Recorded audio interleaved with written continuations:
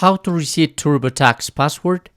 Hello and welcome to our channel Whizz. In this tutorial I'm going to show you how to reset Turbotax password, so please watch till the end to properly understand the tutorial.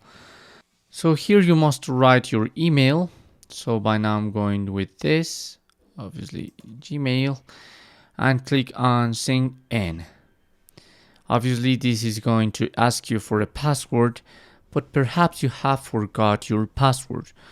So what you must do is email a code to your email and get a verification code. Once you get your code, click on continue. And here you have the option to reset your password. So this is going to ask for a new password.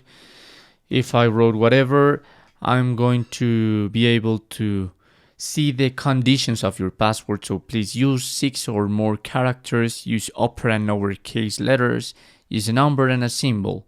Once you have your password, please may click on update password. If perhaps you haven't added a phone number yet, you can add it, but you can skip it for now. And that's it. That's how you can reset your password in Turbotax, get into your account again, and make all you need to do. So this is how to reset Turbotax password.